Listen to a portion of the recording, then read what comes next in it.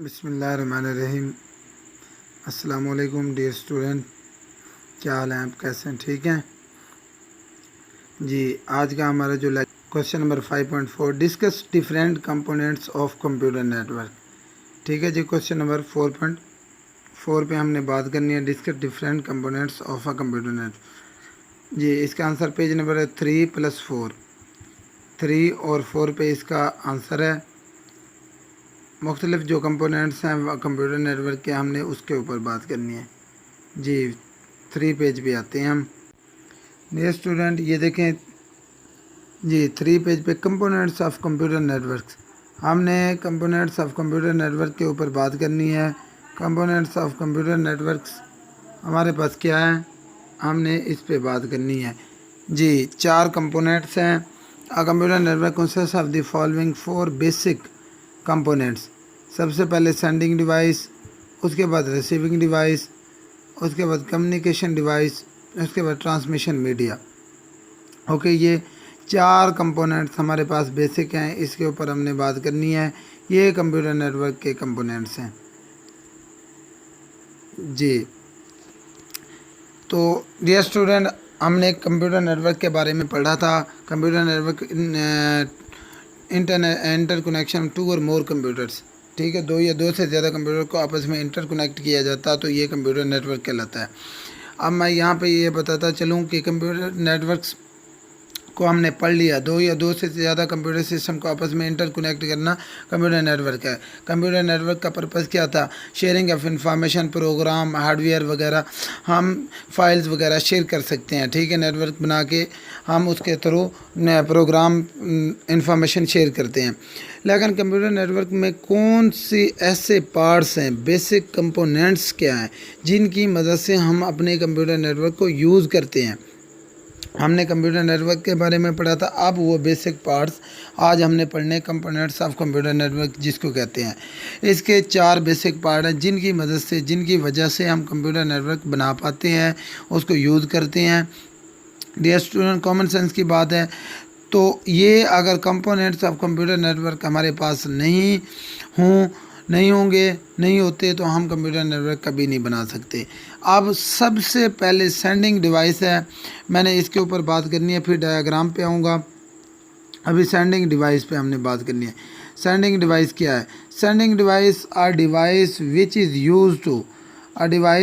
Use to send message, which is used to send message, data or information to other devices connected to a network called sending device।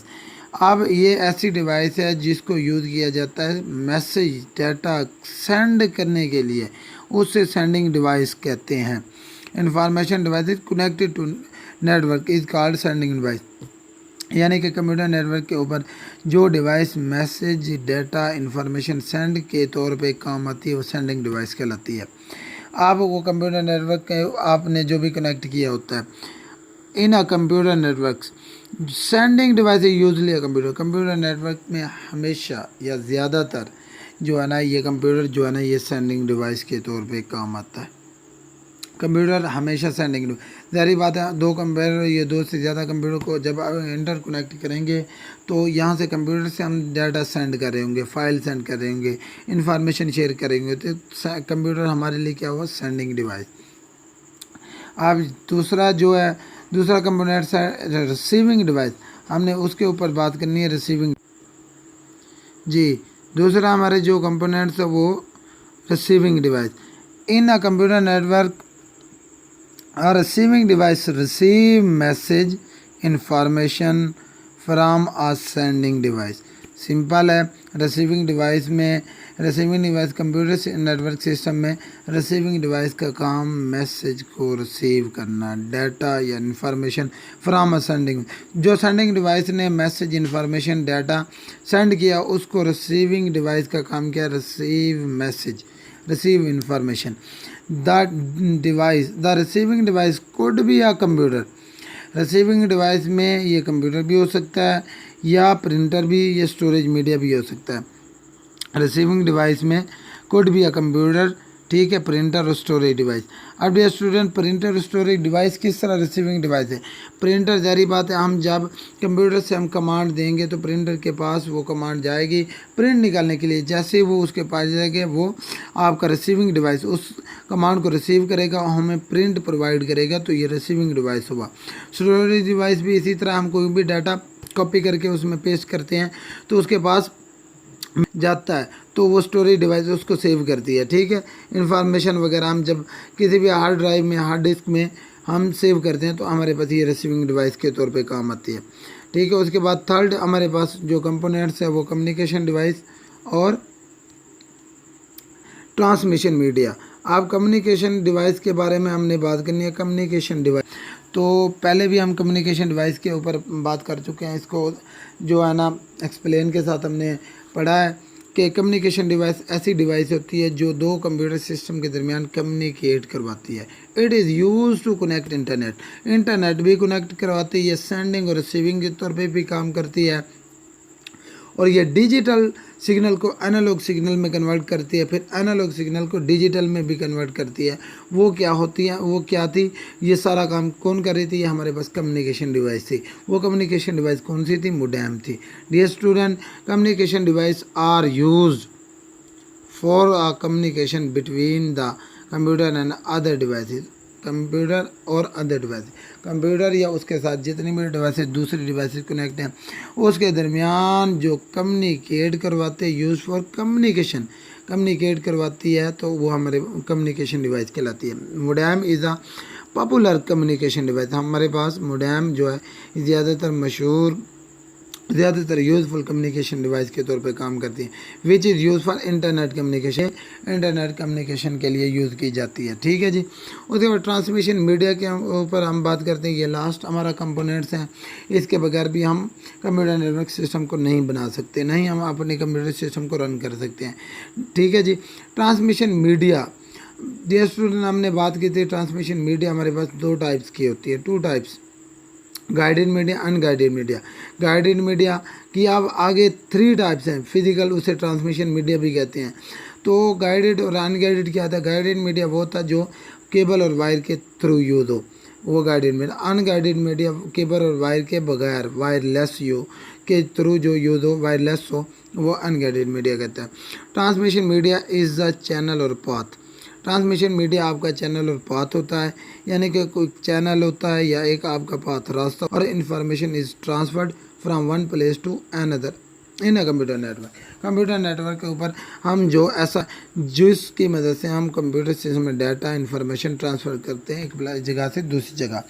आप देखें जी dear student, जब आप घर से school में आते हैं तो स्कूल जब आप आते हैं तो आपको एक रास्ते का पता होता है, उस रास्ते को लेके आप स्कूल में पहुंचते हैं। अगर आपको रास्ते का नहीं पता तो आप स्कूल नहीं पहुंच सकते। ठीक है, अगर आप गलत रास्ते चले जाएं तो आप स्कूल नहीं पहुंच सकते। तो ये क्या पाथ है, हमारे पास रास्ता है, हमें जो हमारे मैसेज को, हमारे डाटा को, इन्फॉर्मेशन को हमारे कंप्यूटर सिस्टम तक पहुंचाता है, शेयर करता है।